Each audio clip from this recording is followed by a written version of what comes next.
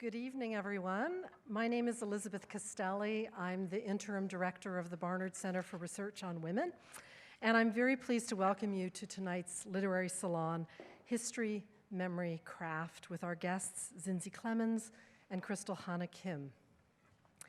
Tonight's moderator is Alexandra Watson, and she will introduce our guests. Alex is a valued member of the Barnard faculty in writing, the co-founder of Apogee Journal, and a workshop leader for the New York Writers Coalition. She co-organized tonight's event with BCRW's Avi Cummings. Tonight's event is co-sponsored by the First Year Writing Program, the English Department, Apogee Journal, and the Barnard Center for Research on Women. I want to thank a number of people for making this event possible. BCRW staff, Pam Phillips, Avi Cummings, Hope Dector, Tammy Navarro, and Che Gossett, as well as our two student research assistants who are here tonight, Tirza Anderson and Emily Chu. I also want to acknowledge the work of all the people whose labor makes an event like this possible, from public safety to the facilities workers, to the caterers, to the AV folks. All these people do this labor that often is invisible, and I think it's important to acknowledge that labor. And finally, Word Up Community Bookshop is here tonight with copies of Crystal's and Zinzi's novels for purchase over here. Word Up is a volunteer-run community bookshop and art space in Washington Heights. I am a volunteer, and we're really happy that BCRW is partnering with Word Up to bring these books to you. Zinzi and Crystal will be here after the event to sign your books when you buy them from Word Up. So thanks to Vern and Marisol for being here. And thanks to all of you for being here as well. I'm going to turn things over to Alex. Thanks, Elizabeth, and thank you all for coming. I'm really excited about this evening's event. Two of the writers I admire most and who I'm also lucky to call friends of mine. We met in Columbia's graduate writing program several years ago, and together we worked on some of the first issues of Apogee Journal, one of the co-sponsors for tonight, which is a publication dedicated to highlighting marginalized and underrepresented voices in literature and the arts. And Zinzi was really one of the founders who really piloted this idea, and Crystal and I later joined, and it's something that we're still working on and very invested in today. So when I started teaching here last year and I told people about Apogee, one of the things I kept hearing was, have you heard of BCRW? Because everyone saw a sort of connection in the work that we do to really highlight underrepresented voices and the work that BCRW does. Though our work is really focused on the arts, BCRW takes a much broader view, but I'm really happy that we had this opportunity to collaborate and show how these conversations are really related to one another. So I'm really thankful for Avi and Elizabeth especially for having these conversations and dialogues and welcoming with me these two incredible writers who I'm really excited for you all to get to hear from. So I'll introduce Zinzi first, who's going to read, and then Crystal will read, and then we'll have a little bit of a conversation. So Zinzi was raised in Philadelphia by a South African mother and an American father. In 2011, she co-founded the literary journal Apogee, and she currently serves as associate editor at The Believer. Her debut novel, What We Lose, from Viking, was a finalist for the Carnegie Medal, the Aspen Words Literary Prize, and the National Book Critics Circle Leonard's Prize. She was a 2017 National Book Award 5 Under 35 honoree. She teaches writing at Occidental College in Los Angeles. So please give it up for Zinzi. Hi, everybody. As Alex said, I'm a member of the Columbia community, and I'm really happy to be back here for the first time in many years. I'd also like to just briefly echo some of her thoughts. It's really amazing to come up with people and then to see them succeed in the way that both of them have, and it's even better when you like them. I tend to think that's rare. But Without further ado, I'm going to read a little bit from the middle part of the novel, which also happens to be its emotional climax. It may seem like I'm going to give you some spoilers, but there are none, because everybody knows, if you read the book description, that the mother passes away. My book is also composed of fragments. It's non-chronological. The fragments vary in length from one line to a couple of pages. And the book itself is composed of many of these different little parts, and so I'm just going to read a few of them. My mother was completely exhausted in the first few weeks after treatment. She needed someone to bring her lunch during the day, to remind her to take her medicine, and to sit and watch television with her. I was home from college for the summer and played her caretaker. For most of the day, she sat alone in my parents' bed in the same position, hugging a body pillow, her head angled toward the television. She wore a stocking cap and her old cotton pajamas. Her treatment center was in the middle of one of Philadelphia's most expensive neighborhoods. The front of the building was a classic stone-fronted townhouse that overlooked a small park. It looked like a mansion, offering an opulence I imagined to be comforting to my mother. But that was one thing we never talked about, the muddiedness of her treatment. It was something she knew her friends could never afford, and for that, I think she felt guilty. She told me that, surprisingly to her, most of the people in her chemo center were Black. I was shocked as well, but I never revealed as much. I thought of a friend's mom that I knew from elementary school, and the people in the ads and brochures for cancer foundations. They had a look, older, round, rose-cheeked. What little hair they had was graying, and they were mostly white. No, my mother said. In her center, they were mostly Black men and women, quite a few of them young, in their 30s and 40s, working to middle class. Many brought their children to treatment because they didn't have anywhere else to go. She told me about one woman in her support group who had no family, no friends willing to take her in or help her. It was just her and her daughter, the woman said, and she cried and cried. I never told my mother that until then. I had thought of cancer as a disease of privilege. I hated how it had been elevated above and beyond all other diseases. I hated the ribbons, the bracelets, the ubiquitous awareness campaigns, the constant sponsorships. Another thing I wouldn't tell her, since starting college, I hadn't admitted to anyone that my mother had cancer. I didn't want anyone's pity. My classmates and I theorized about the AIDS movement and how disease had taken the place of dictators in post-colonial Africa. I could not admit to my friends that my family was benefiting so heavily from first world wealth. They thought in Africa we lived in huts and played with elephants.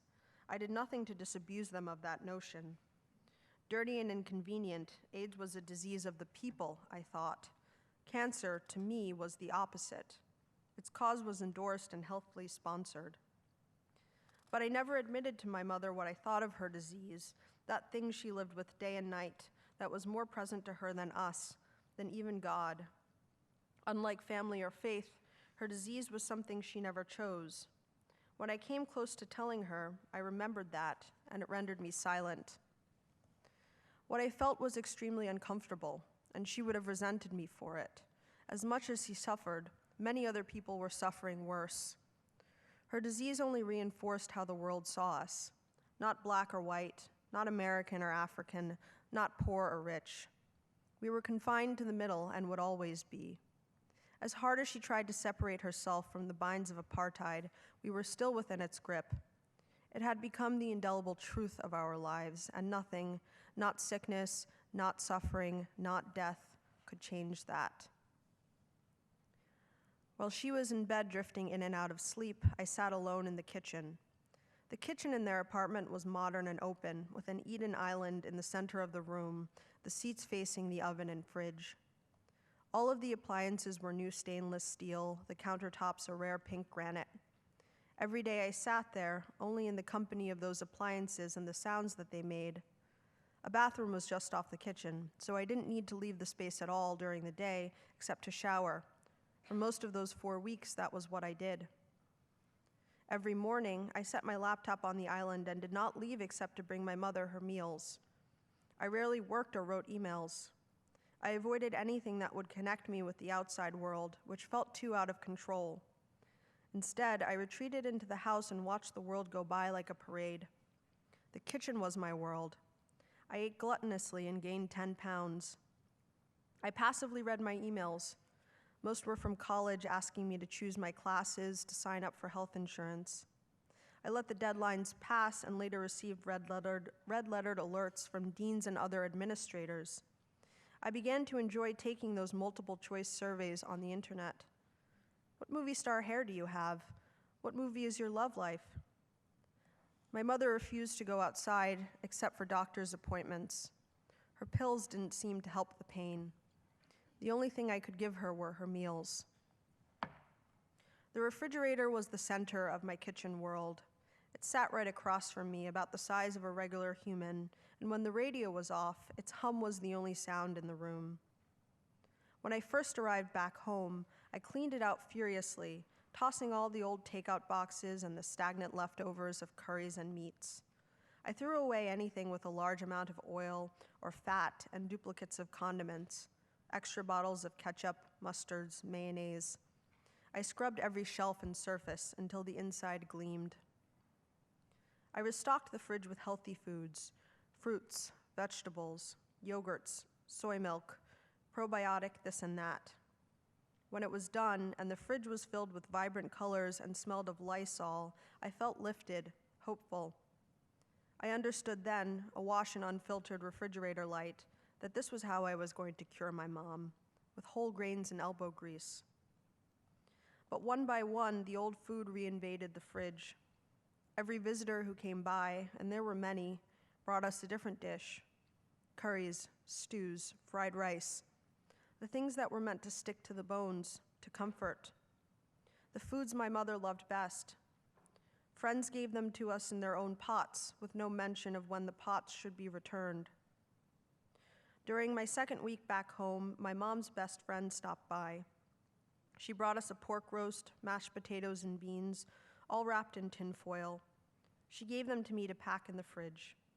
I had to take my vegetables out of the crisper and set them in the fruit bowl in the middle of the island, defenseless. I took the huge tin foil packages, the grease beginning to soak through, and shoved them in the spotless drawer. I slammed the door shut and ran straight to the spare bedroom. I locked myself inside, buried my face in the bed pillows, and cried.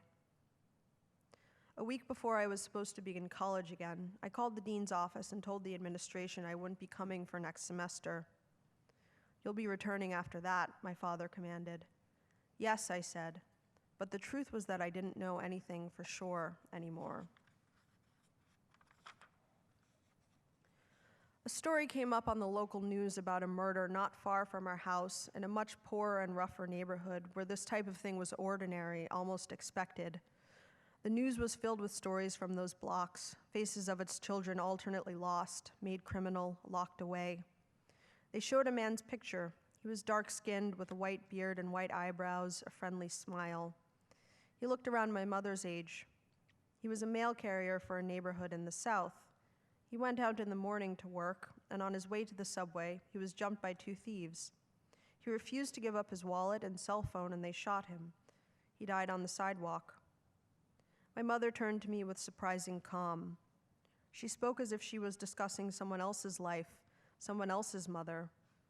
"He's just like me," she mused. "I'll die too, it's just that how I'll go is more decided." "Yes, Mom," I said, and we turned back to the news. More deaths, more robberies. Life went on. My father and I didn't communicate much except to coordinate nurse visits for my mother or to give updates on her medicines. We were holding so much in, our pain distinct from each other's in many ways. I suppose we thought that if we ever acknowledged this, all our carefully assembled control would fall to pieces. I was terrified of his pain, that of losing a lifelong partner, so many years tossed out the window. And I'm sure he feared the destabilization of my loss. How much of my life yet to live would be marred by this trauma? Because my father was a man and relatively young, a part of me was scared that he would leave. That was always the fear with Ben. I suppose this was a part of the not talking, the not crying. I thought that if I didn't acknowledge the horror we were living in, it somehow wouldn't be as bad and he would stay. But day after day, he didn't leave, and his eyes never wavered from my mother when she was wheeled out of the hospital or lifted into the car, or when she was being sutured or changed or intubated. So many times when I couldn't look anymore, he did. That night, I didn't eat. I collapsed early and slept into the late morning. My father spent the night at the hospital with my mother while I rested at home. My father called from the hospital in the morning to say that my mother had an accident. He was in the hospital room, waiting with the nurses to decide their next move. He lowered his voice so that no one else could hear. "Can you bring me a change of clothes?" he said.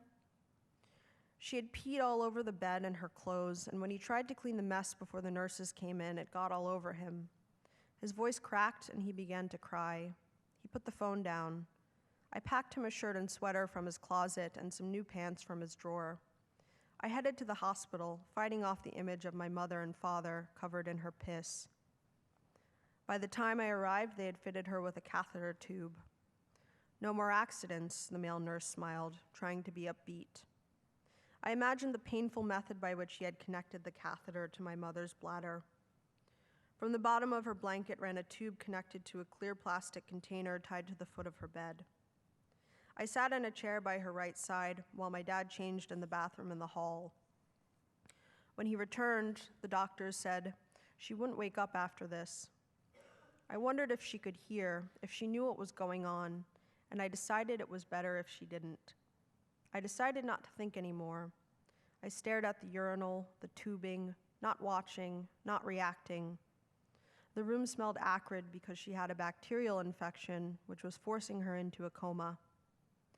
I let the smell overwhelm me until I couldn't smell it anymore. The stench was nothing more than molecules moving in and out of my nostrils. The scene nothing more than light reflected off of objects alive and inanimate, some dying. Got one more. Two. We moved her to a hospice in downtown Philadelphia, across the street from one of the cafes I used to visit when I was a teenager. She was taken there from the hospital by ambulance by two young women around my age, one of them larger, darker skinned, with hair gelled to her forehead and plastic-looking curlicues. They wore smiles to which I had no concept of how to respond, and joked in a careful way with me and my dad. I imagined them being trained to handle families with extreme sensitivity. You can use humor, but not too much. Stick to neutral subjects, nothing controversial. My father rode in the ambulance while I waited outside the hospital under the neon emergency sign. After 20 minutes in the cold, my mother's best friend pulled up in front of me in her old Chrysler. She cried as she turned the wheel, almost running red lights. We didn't speak. Her car smelled stale of smoke. The oldies station played on the radio, Al Green beneath a light layer of static. The hospice was a new place on the top floor of a cold brick building with few windows. When we arrived, a tie-dyed social worker tried to steer me into a cheerily lit kids' room. The staff had a phrase for what was happening to my mom, the dying process, and they said the words like they should be followed by a TM, like she was in the process of walking to the store or buying groceries, just another thing that humans do. While my father was out grabbing us prepared sandwiches for dinner, I crept into her room. I closed the door and shoved a chair against the doorknob so no one could enter.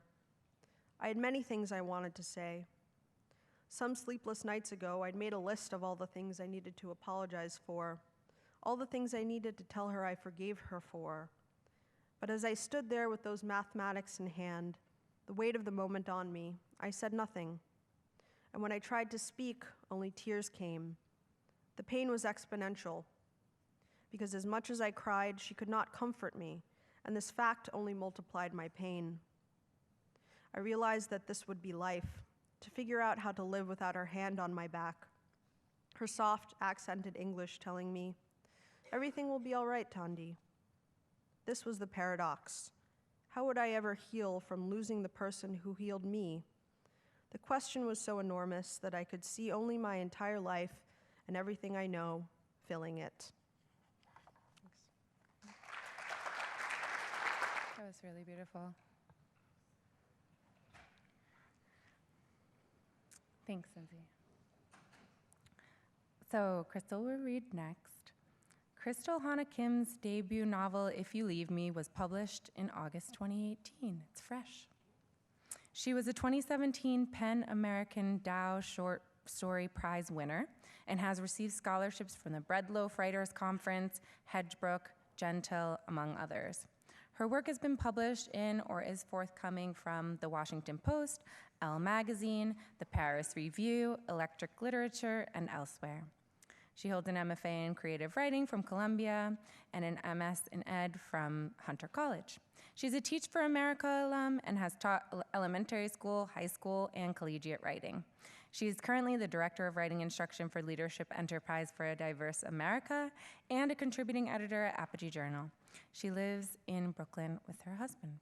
Give it up for Crystal. Thank you so much for being here. Thank you for coming. Thank you for that beautiful reading, Zinzi. Like Alex said, we three are all friends and we've known each other for so long, but this is our first event together and this is just really lovely and I feel grateful to be part of it. I'm going to be reading from If You Leave Me, which came out in August. This novel is about 5 characters that are growing up during and after the Korean War. And the central figure in my mind is this young woman named Hemi. And in the beginning of the novel, she is a 16-year-old refugee in Korea who has to flee her home with her widowed mother and her younger brother who's ill.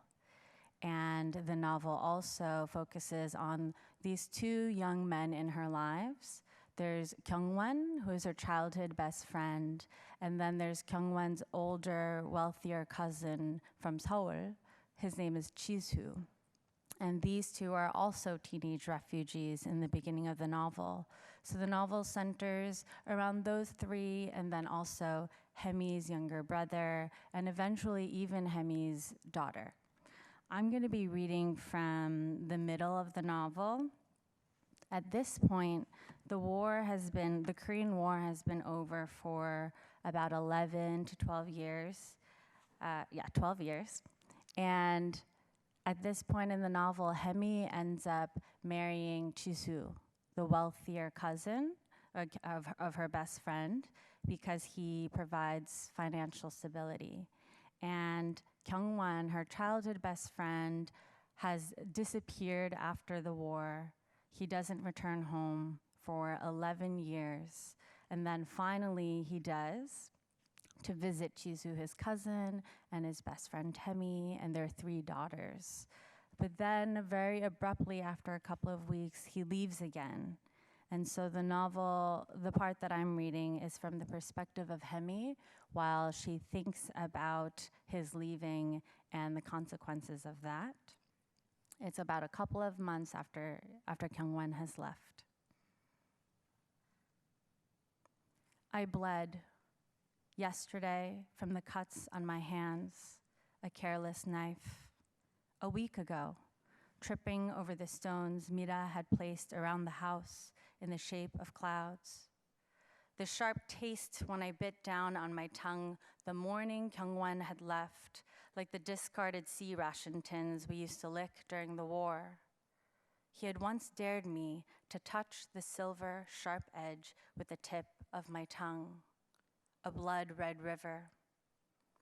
I paced the girls' rooms, trying to count the days since I had last bled from between my legs. Mira, surrounded by colored pencils, mumbled at her picture.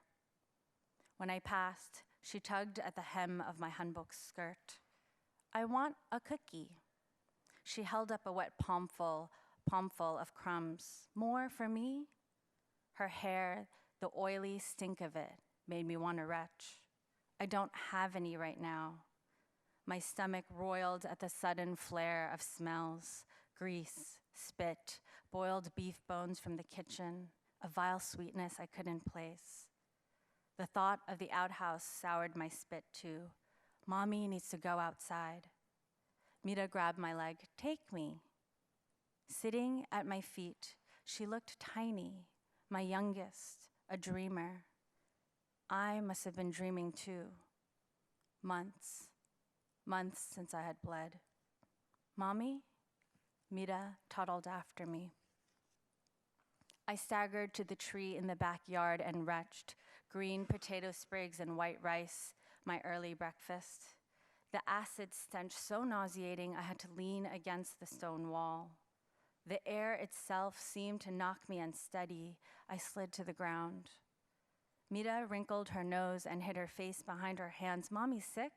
Shush, please. I laid my cheek against the cool stones. I can't think right now. You're going to be all right. She stroked my ankle. I don't think so. I cupped Mira's hand with my own. Even gentle Mira had left me suffocating for a year after she was born. I sank in guilt, confusion, fear. How unlike the other mothers I seemed to be. I had never felt more captive than following childbirth. How could I have not kept track of my bleeding? For months now, I had been wretched with mourning, my mind like spiderlings bursting from their egg sac, scattering in all directions, forgetting what I was doing even when I was doing nothing. Look, Mira pried a rock from under one of the tree's roots. It was gray with a small white center, like a nipple or a flower. I bring in house? Our damn house. I walked the length of every room every day, with Mira following, sleeping, slung on my back, hip, or chest. I treaded the wooden floors of our scythe-shaped home. When Chiun and Sori returned from school, I made dinner. When Chisu returned, I made more dinner. When I felt as though my mind would disappear, I ate or walked or stared at the sky through the leaves of our one lonely tree. I didn't allow myself to think about Kyungwon. I was like a mouse in an earthen jar, crawling up sloped, impossible walls. What if I ran away right now? I pointed to the roads beyond the stone wall. What would you do if I left Mira? She rolled the rock between my toes, up my foot. Where are you going? I'm hungry. I wanted to cry and scream and burn the fear that roiled inside me. The air felt all wrong, too thin or too thick for me to breathe. I picked up Mira and threw her stone into my vomit. I'm going to tell you a secret. She smiled like an idiot child and grasped my nose. I think I'm pregnant. The morning Kyungwon had left, I returned from my search to find Chisu waiting for me at the front entrance. He looked hungover and miserable. As I approached, the hem of my hanbok dress muddy, my feet bare, he turned away from the embarrassment of me, unmoored. Have you seen Kyungwon? I asked. Did you see him this morning? I stared at Chisu's twitching mouth. His eyes slid over mine, refusing to catch the blurred ankles, ears, silhouette of the man who was my husband. He didn't speak, and I realized he knew. I waited for him to drag me by the hair, to call me a whore. I would laugh at him until he released me. Why was it unthinkable for me to love someone when he slept with other women whenever he desired? He came home smelling of their perfume, their lipstick smeared on his ears, the back of his neck, along the seams where he couldn't see, but the wife could. I stared at him and readied myself. Chisu looked beyond me, his shoulders raised, as if there was something worth seeing in the distance. Kyungwon left, he said, some sort of emergency.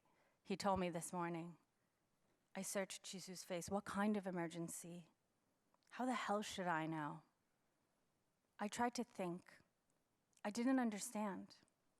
My face crumpled and a small gasp escaped my mouth, my body revealing too much. I pressed a hand to my eyes. Chisu cleared his throat. The girls are hungry. I need to go to work. I'll see you this evening. I nodded and tried to will myself to walk back into the house. I took a few steps, forcing my feet to rise and land, but I couldn't help myself. I grabbed Chizu's shoulder. Is he returning soon? What did he say exactly? I need to find him. I turned toward town, letting go, hurrying again, lifting my skirt to run. Chizu yanked my arm with his thick, stout fingers. Anger fired his cheeks, mouth, and eyes until he looked right at me. Did something happen last night? I tried to rearrange my features into a look of contempt, except my body didn't feel like my own, the fear slippery in my throat. What do you mean? I asked. I'm not an idiot. He shoved me into the stone wall, his hands grinding into my shoulders, pinning me. I couldn't breathe. How hard he pushed, until I felt all the bones in my back, a long, curved spine he could break. He wanted to hurt me and was scared of what that meant. About me, us, Kyungwon. Don't lie to me, Hemi. What did you do? I laughed as hard and loud as I could. What are you talking about? I whipped his arm off me, both of us now heaving with fear. Sodi was crying in her room. She said she was supposed to go hiking with Kyungwon. That's why I'm asking. I rushed past him into the house. Don't walk away from me, he called. What kind of uncle leaves after making a promise like that? Chizu followed me into our room. The stench of his vomit was everywhere. I pointed at the brimming basin, at his acrid green vomit. You're disgusting, I said. Thank you. Amazing. Thank you. So I teach writing here, and both of you also teach writing. So I think one of the things that we constantly reiterate, and maybe we continue to throughout our time with writing, is that good writing doesn't just fly out of our heads and onto the page, right? So could you two talk a little bit about your process for writing these books? What were some of the originating ideas, characters, concerns? How did you know if or when the ideas were big enough for a novel, or did they ever seem too big?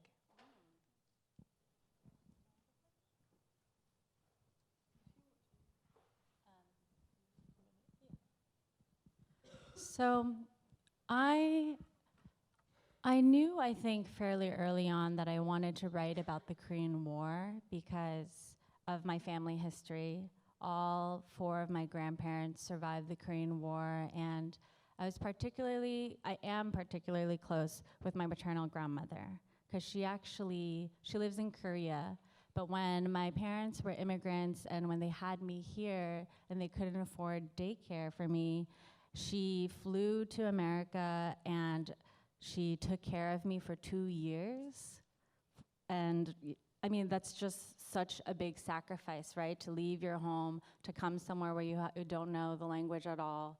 And so we are really close. And she was a teenage refugee during the Korean War. She also had to flee her home with her widowed mother.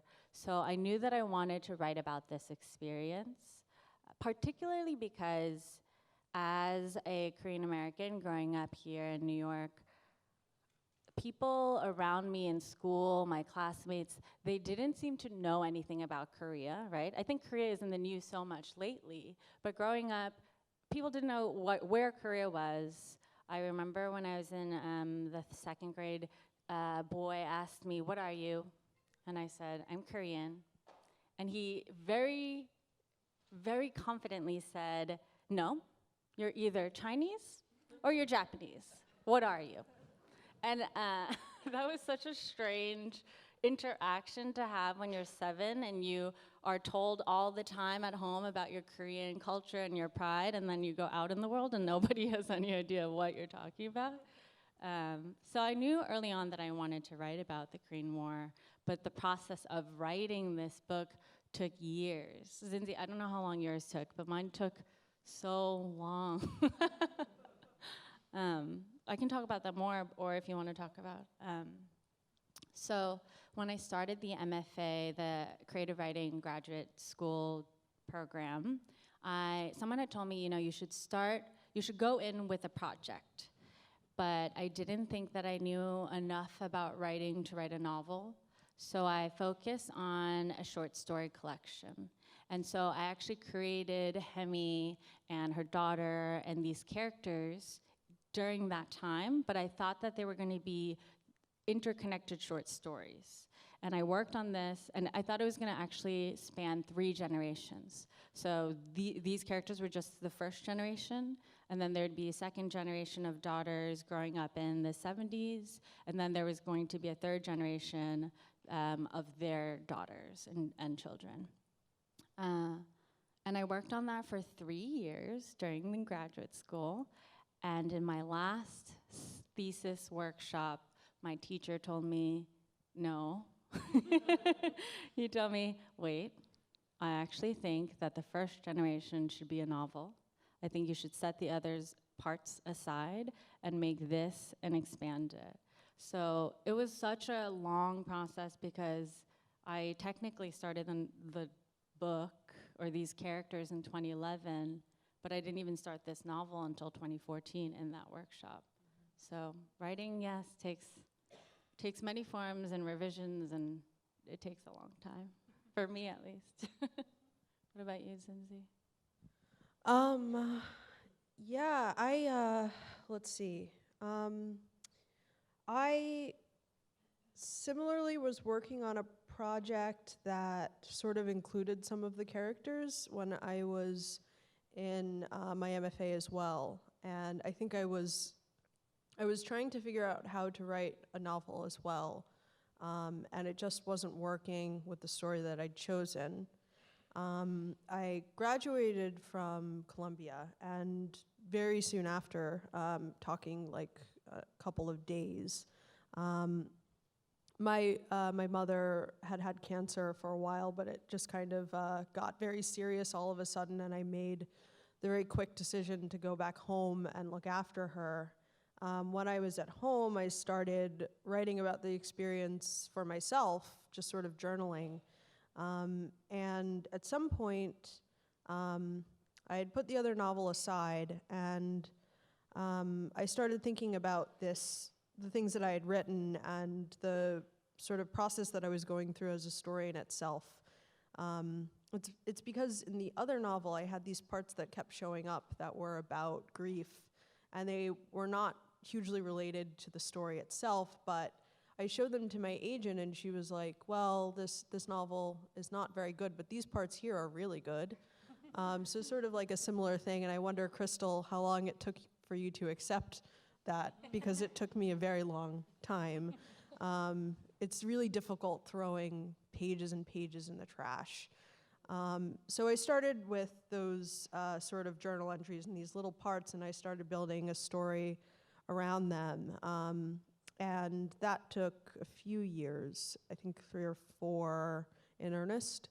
That doesn't count the other time that I was working on the other project. And I absolutely agree. I think good writing is completely about revision. And I was, while you guys were speaking, I was thinking of something that I tell my students often, which is that if you cannot accept that advice and throw your manuscript away, and if you can't spend like an entire day looking at 3 sentences and find some weird morbid pleasure out of deleting your words and replacing them with new ones, which no one should really enjoy, but you somehow do, I think that is really what makes you a writer, just having that interest and that willingness to stick with it for so long. And it was really a painstaking process of, I edited each individual vignette many, many times. I looked at each one about 5 times and changed something each time. And, that was really, I think, more than anything, what told me that this was the right thing for me to do, that I would engage in something so tedious and find so much pleasure out of it. Great, thank you. Yeah, Zinzi, I remember you telling me about the process of switching from a linear narrative to this vignette form, and then the image that stays with me is you spreading out all the vignettes on the floor in your residency in Morocco. Yeah. And then Crystal, you talked to me about how you originally had the chapters organized by year, right? Even after the short stories, then you had this structure where every chapter had to have 1 year, had to correspond with 1 year. So how do you sort of think about the rules of your writing, the rules that you're setting for yourself, and how do you give yourself the freedom to break those rules? I think rules, I think when you start writing, there are so many directions that you can take, right? So creating rules for yourself helps you to make the narrative or your project more manageable. But at the same time, it was helpful for me to realize that I was the one in charge, so if I wanted to change the rule, I could, because in the beginning, once I decided to write this novel, I thought, okay, my rule has to be that there are going to be 4 parts, and each chapter will be a year. So the novel spans 16 years. So I thought, okay, this is 1950, the next chapter has to be 1951, the next chapter has to be 1952, and in the earlier drafts, I also thought I needed to give every character an equal number of chapters, because there are 5 perspectives and it alternates, because I was caught up in this idea that I had to be fair. And I thought I was nearing the end, and I thought, wait, I need to figure out another chapter from Chizu because he doesn't get enough, and that's not fair. and then I was talking, and that's actually what I submitted to my thesis. There's a thesis, what is that called? A thesis meeting. You submit your graduate thesis, and then you have a meeting afterwards. And I was talking to my teacher about this, and my advisor, and she told me, why are you so obsessed with fairness? It doesn't matter. You get to decide what you want to do to these characters. And that was really helpful for me, because then I played around with the timeline. I didn't give everyone a fair allotted number of chapters, and it allowed the narrative to breathe more and allowed me to follow the characters and what the story needed. So rules, I think, are helpful in the beginning, but just know that you're the one in charge, so you can change the rules.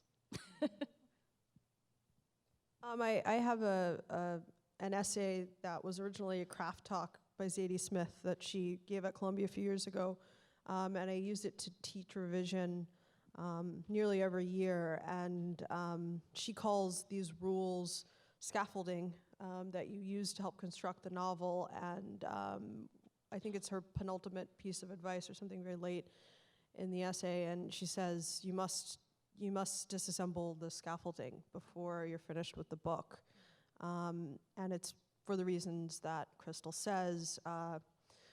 They're there initially to give you guidelines to make your job of sort of launching into the story better, but at a certain point when you're writing, the writing takes over itself and the characters start to take on a life of their own, and at that point, usually, the scaffolding becomes obsolete. And I've also heard, sort of comments in a similar range, but it's basically a problem of time where you start writing a book, and then by the time you're finished with it, it's at least 3 years later. And you've changed, you've thought about these characters differently, you may think about writing differently in that interim, and the book has to kind of line up with where you are at that point in your life, or else it's not good, it's not complete. And so I had a few of those things, but I think, especially for me, because I have such a heavy revision process, I think I tend to approach my work first as a writer and then as an editor almost completely separately.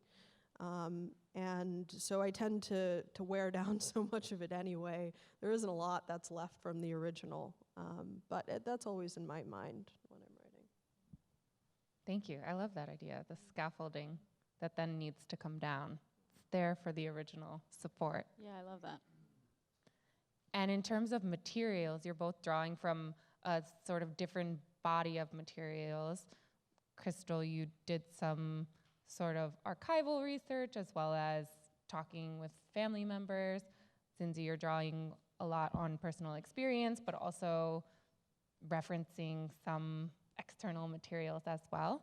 So I wondered if you could talk a little bit about the process of, or the challenges of incorporating research and archival material into your fiction. Yeah, so in my book, that outside material is mostly presented as sort of raw material because my book is a collage, so I've used, I've excerpted some outside works, I've used images, I've made up my own texts, I've made up my own images as well. And I think that the book itself is supposed to sort of stand among all of those other materials, and it's a big part of the book itself that it's sort of it's an assembly of materials that's made by the narrator herself, and so that's sort of how I thought about all of these things and incorporating them into a work of fiction, is that they're all sort of being borrowed and assembled by this fictional character, by this narrator.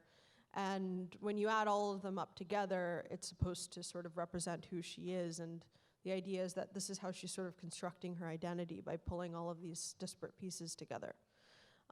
So for me, I think it's much more, the work is probably, stands much more alongside that research as opposed to drawing on it and sort of synthesizing it into a fictional narrative. It's supposed to sort of be read together with all of these other things. I remember when I read your book, thinking of rules and how you were breaking them and thinking like, oh, this is amazing because there are no rules here. And, you know, I was thinking of structure with your book and how you play with it so much. And I remember feeling very free as a reader while reading your book. For my novel, since it spans 16 years, from 1951 to 16 years, from 1951 to 1967, I did a lot of research. I did oral research because I interviewed my grandmother and also other family members. And I also read a lot of historical texts because I wanted to make sure that I was very true to this time period. And I pored over a lot of photographs because when you just read about the Korean War, that doesn't tell you what it's like to live in the Korean War, right? And my characters are all people, you know, they're ordinary citizens. They're not the well-off, they're not the, you know, like politically powerful. They're ordinary citizens, and so their stories are not always reflected in historical texts. So that's why I ended up relying a lot on photographs and a lot on oral histories and memoirs because I wanted to make sure I was conveying their experience. One of the things, I wrote a craft essay about this, but one of the things that I realized early on in my research process was that there is very little about the Korean women's experience during the Korean War. Because of all of the people who have experienced the war, their voices are the least valued, and no one at that time, I think, cared enough to preserve those voices, right, or that experience. So I found memoirs about American soldiers during the Korean War, about Korean soldiers from the North and the South during the Korean War, but nothing about the women's experience. And that made me want to, focus the narrative on a young woman and what she is going through, what her trauma looks like, since it is not as obvious as perhaps her male counterparts. And because there was a lack of research there, that's why I ended up having to rely a lot more on asking my grandmother and thinking about women during war and what trauma can look like. And I read some sociological texts about how Korea talks about depression, or actually how they don't talk about it, you know? So it was interesting. The research took me in a lot of different paths. I thought I could just read some, texts, like historical textbooks, and I'd be fine, and that definitely was not the case. But it was interesting, so I enjoyed it. Yeah. One might consider the act of writing women in war, or the act itself of writing about Black women's illness in the United States, as political. And I'm curious about how you think about your politics when thinking about crafting fiction, and if you ever, I'm gonna leave it there, open-ended.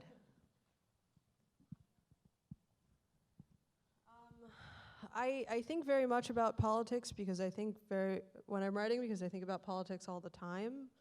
I think one of the stated reasons why we founded Apogee was because I think on some level, even not as writers, but maybe as readers, we all sort of believed in the power of the written word to influence the world. And I really do see every essay, every book, everything that you can create as an opportunity to do that.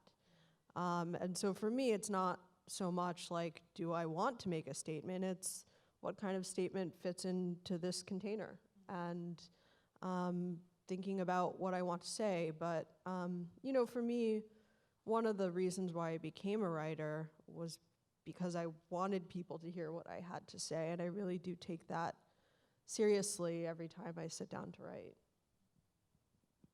Yeah, for me, writing and politics are intertwined. And if I can write something where I am imbuing it with politics, or trying to, or if I can make the reader think about a political issue in a new way, I want to do that.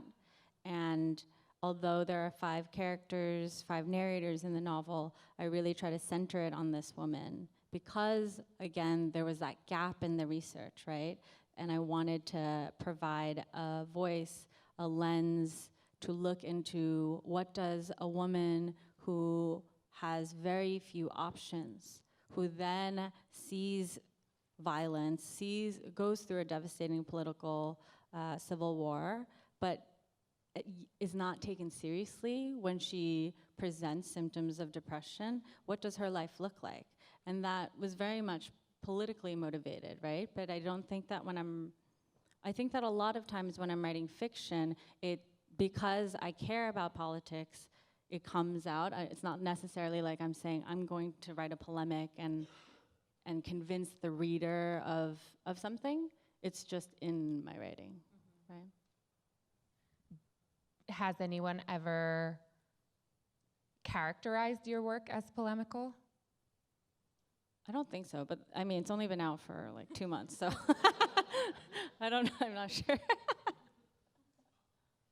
How about you, Zin? I don't think so, but I wouldn't mind it. Both of your novels focus some on the social, Zinzi's especially on the social context surrounding health and illness. Even from the part that you read, the moneyness of her treatment was the line that stood out to me. And in Crystal's novel, there's an illness that sort of takes up a lot of the character's central preoccupation. So can you talk about the importance of the social and political understanding of illness alongside the intensely personal? Yeah, for me, dealing with illness in relation to this book was basically like me entering a world that I'd never been to before. I've never had much interaction with with medicine. Luckily, I've been pretty healthy all my life. And then when I had to finally deal with it, it was like, wow, it was a completely different from anything that I was used to, for many reasons. Just dealing with treatments itself and learning how to speak to doctors and having to move around in that world it's really difficult. It requires a certain bit of knowledge and proficiency, and basically in order to advocate for your loved one's health. If anyone has been unlucky enough to be in that position, you'll understand what I mean. And another thing that just sort of came along with it was just observing what this world looked like and what the demographics of it were. And for me as a writer and as an observer and someone who constantly notices things like representation and what are the race of the people who are in this hospital, and how much money do they have, and how much do the treatments cost, and how does that affect their lives. I implicitly paid attention to all of those things. And so for me, I think it was less a desire to contribute to a political conversation than really like a political discovery. It was a discovery that this was also a political space. Not that I had ever thought otherwise, but I'd never really thought about it that much. And so for me, writing the book was really just, almost like travel writing. It was just me documenting what I saw going on and making an effort to think about it a little bit more. So I wanted the novel to span 16 years because I was interested in the aftermath of the war and how are these young teenagers at the beginning of the war, how are their lives going to be shaped? How are their mindsets and perspectives? And Hemi, the young female character, she is mentally very traumatized by the war, but also by motherhood and the choices that she's forced to make because she's a woman and she has very little access to any kind of stability.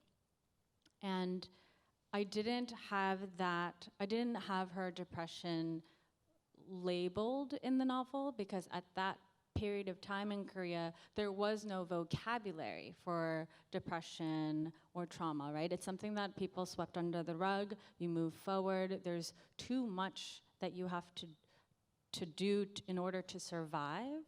There's this mentality that we don't have time to talk about our feelings or talk about what happened. But something that was interesting, I think, is that I've been starting to hear from readers who hesitantly say, so I think she was depressed. I think she might have had postpartum, but I think sometimes readers are hesitant to label because I have not labeled it in the text. So that's made me think about illness and society and definitions in new ways, because I think sometimes if we don't see it clearly marked, we don't want to presume. But I definitely did have the characters. I did want these characters to exhibit their traumas in different ways, and I did think of Hemi as somebody who is trying to work through her depression when no one else is believing her. It's making me imagine the essays that people will be writing about your book soon and the textual evidence that they'll need to show, the pattern of evidence, as I always say. But you assured me that this is not a spoiler. Both books talk about failed relationships, failed or at least unfulfilled. What's the importance of love in your writing? And have you ever confronted gendered assumptions about the role of love, sex, or romance in your writing? I have to think about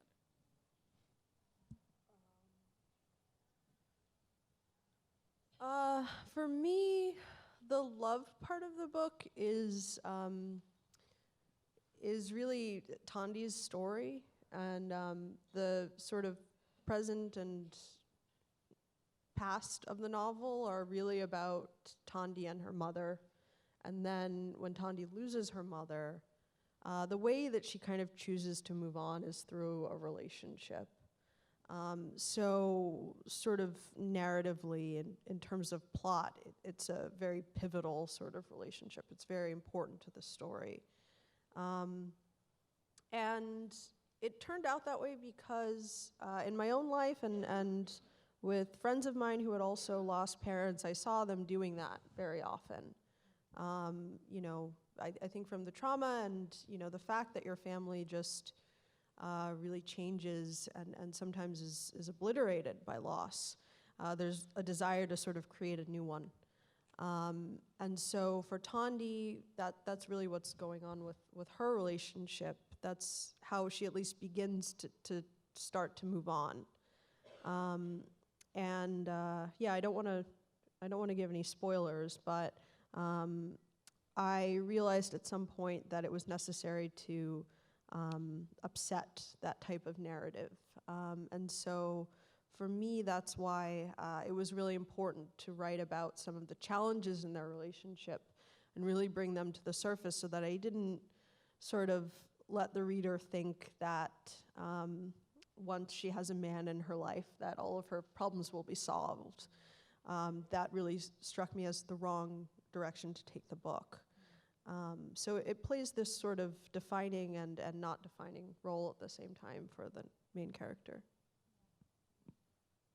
My novel, I wanted to write about love, I think, in all its forms. You know, this love that Hemi has for her younger brother, familial love. There's, in Korean culture, there are a lot of hierarchies even within the family. So Kyungwon, her childhood best friend, is younger than his cousin Jisoo, and there's a respect there that makes the love more complicated within those two cousins. But the novel begins with Hemi and these two young men who are vying for her attention, and as the part that I read shows, there's a love triangle that continues and complicates the narrative.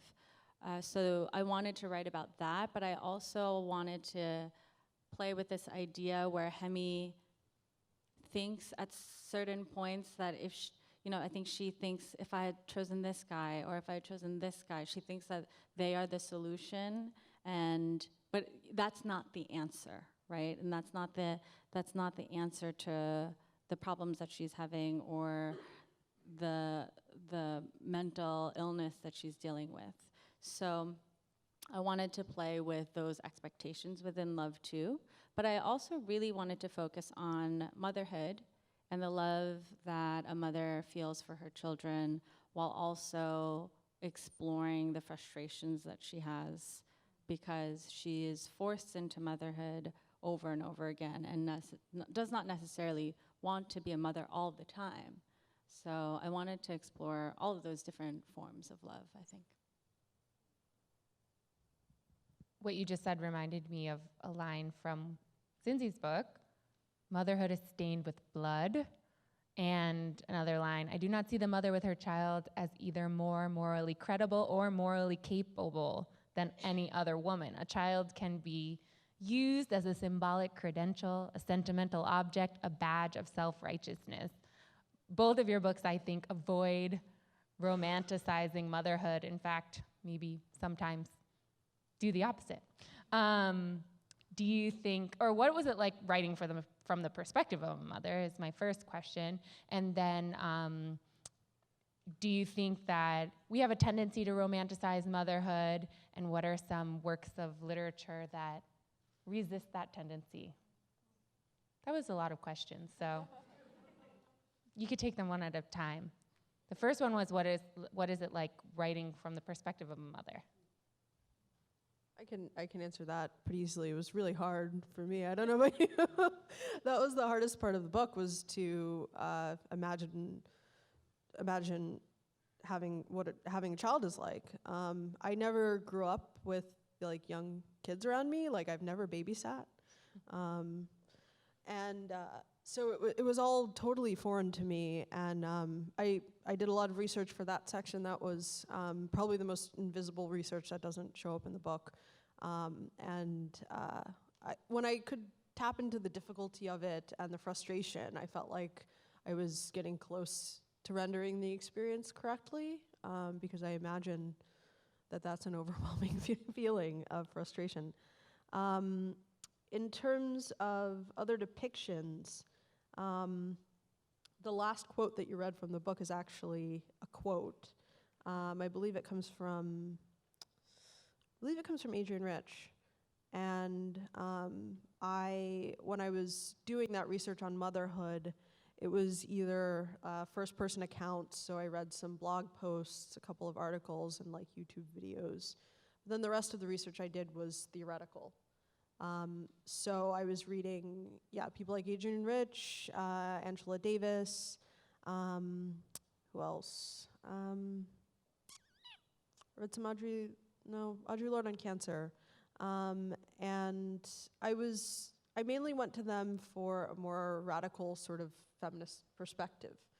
I think because I had tried looking at other texts before and it just never felt right to me. But like I said, when I could kind of tap into the anger and all of the bad feelings and all the discomfort, people who were basically women who were struggling against society's definition of motherhood and how they felt that they should have been seen, that was when I felt most connected to the material. And so things sort of in that area really kind of did it for me. I'm fascinated by mother-daughter relationships, and I come from a really big family in contrast. My dad is one of 9 siblings, and my mom is one of 5, and I have more than 40 cousins, and the women in my family talk a lot, and they're storytellers, and they're brutally honest about everything. I don't know if this is a Korean thing or my family, I don't know what it is, but as a child, I was always the one eavesdropping on the adult conversations, and I think I was easily, they didn't notice that I was there, and my family is also, they're full of gossips, and so they talked very honestly about motherhood in ways that I remember, and I remember thinking it was shocking, really terrible things in addition to wonderful things, but it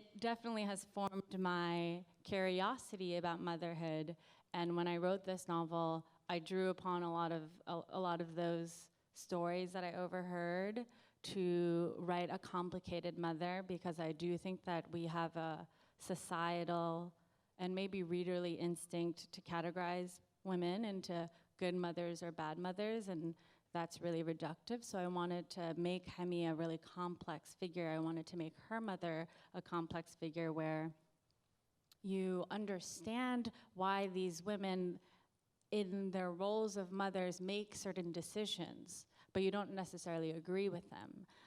So I think motherhood is so fascinating, and I definitely wanted to investigate it in the book. And I want to keep writing about motherhood, but it is really hard, yes. Maybe not forever. Your books also present alternatives to motherhood. How do you think about the role of reproductive rights in the context of writing women characters with subjectivity and agency? Wait, can you repeat your question? So thinking about sort of narratively women's agency, how does the role of reproductive rights play into that, if at all? Or reproductive choice? I mean, that's something that Hemi is constantly thinking about, because she doesn't have access to birth control or any sort of reproductive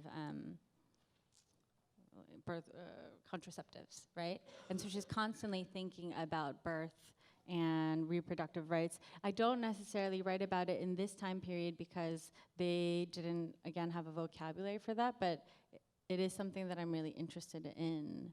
And I actually recently found out that one of the first forms of birth control in Korea was actually an IUD, but it was a very early form of it, and they would have this van go around the countryside in the 80s and have women come because there was an overpopulation problem that the government said.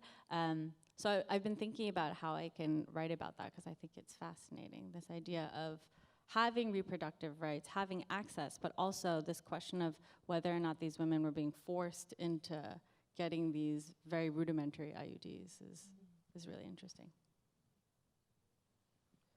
I have a vignette in the book that comes actually immediately before the excerpt that I read tonight, and it describes Tondi taking her best friend from childhood to get an abortion. And it's been interesting to read that at readings since it's published, because of all the political change that's happened between the time I wrote that part and, you know, now. So the way that I approached it was I just kind of described it. I did a little bit of research, asked some friends what it was like, and just kind of described the general process as it usually goes. And there's parts in it where I mention, I sort of allude to the debate, the political debate that goes on, which is, does a fetus constitute a human life? And so Tondi kind of does this sort of mental exercise where she says, well, I don't know anything for sure. I can't be 100% certain of anything, so I can't be 100% sure that a fetus isn't a human life. And so she kind of plays around with that and then eventually lands on, well, it doesn't really matter anyway, because if I was in my friend's position, I would have done the exact same thing, and that's really the point. And my intention there was to, you know, as I said, acknowledge that that debate happens, but to point to the larger truth, which is there are all kinds of sort of ethical unknowns and gray areas, but those sort of, and they really are kind of mental gymnastics, should not prevent someone from receiving a treatment that they need in order to continue their life as they want to. So I was trying to acknowledge that and say, yes, you might have your argument, but let's get down to the real importance here. And I think as a woman writing, it's really important to kind of come back to those base realities, that these are our lives, and this isn't about what some person in Kentucky thinks or somebody from Queens. It's about what I do with my life tomorrow and next week and next year. And it didn't take me too much thought to write that, because that's my perspective. That's just how it is. I think that's an example of just writing honestly as a woman. That's why it's important to read women. Yes, read more women. Yeah. I did, your answer made me think about how the characters in my novel don't have access to contraceptives, but there is a network within women during that time where they knew of which herbs or plants that could help that could help someone abort a fetus, so there's that kind of knowledge that is passed down from woman to woman, and that is spread among the community of women, and in that way they're protecting each other, and in that way they're forcing and creating their own choice where there might not be any. So that is something that I explore in this novel too. Thank you. So I just have a couple of more questions. Zinzi, your book directly addresses the desire to pin an individual down categorically through race or class. Crystal, you talked earlier about your second grade classmate trying to say you're either Chinese or Japanese, that's all. I'm wondering whether, since you've published your novels, you've experienced any efforts by editors or interviewers to pin down or categorize you or your work that have felt limiting to you. My book's only been out for 2 months, so Still, a lot of people have read it. yeah. I'm not sure yet. If not, that's good. Well, before I came here, I had lunch with a friend of mine who's also in publishing, and I told her that we were talking about how much women's magazines pay nowadays, like Elle and Vogue and everything, and I've been contacted to write for them several times, and every time I've had to turn it down because I don't know what I would say. They keep asking me to write about beauty or clothes or style or something, and every time I get one of those requests, I'm grateful as always, but I'm also like, have you read anything about, have you seen me? I have like five outfits. And so the assumption there is, because I'm a woman, I'm naturally suited to write about these things, and it just couldn't be any farther from the truth. So I think a lot of times it's that sort of thing. It tends to be industry people.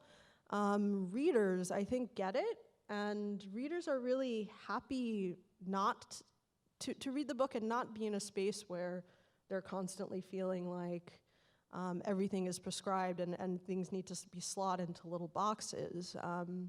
That's where I found the most response from readers, is that they appreciate that. I think it's something that usually happens within the context of an industry, to me, yeah. So as we move towards dinner time and out of our conversation, I want to leave us with a conversation about food and hunger in both of your books, which came up for me during when Zindzi was talking about comfort food, when Zindzi read about comfort foods. And then Crystal, we talked about how when I read your book, it was the first time I ever craved anchovies and pepper paste because that's what the characters eat on their first night out. So I'm curious about the role of food and hunger in your books. Hunger is, in the novel, a primary preoccupation for all of the characters.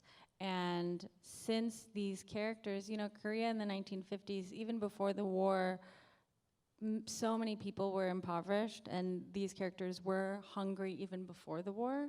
And I think that now when we think of Korea, we think of Korean beauty, sheet masks, barbecue, Korean barbecue. We think of all these things like K-pop.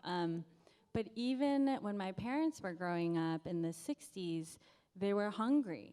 And my dad, the stories that he tells me of his childhood are all about him running around and catching tadpoles and fish because and then they would cook it. Or they'd run around and catch crickets, and they would pluck off the wings and fry it and eat it. And he told me that in retrospect, at that time, he just thought it was fun. But in retrospect, it's because his body was hungering for protein. So this hunger is something that all of the characters in my novel are constantly aware of, even when they're not necessarily articulating it. But it's something that's, thrumming inside them all the time because of the context of that country at that time. I think, like a lot of children of immigrant parents, food played a very big role in my household. It's one of the ways that you can kind of maintain a connection to the home country. One of the easiest ways to do so, I think. For me, food is always associated with South Africa and how I grew up, and the smells and the tastes are so evocative that they really do kind of physically transport you to other places.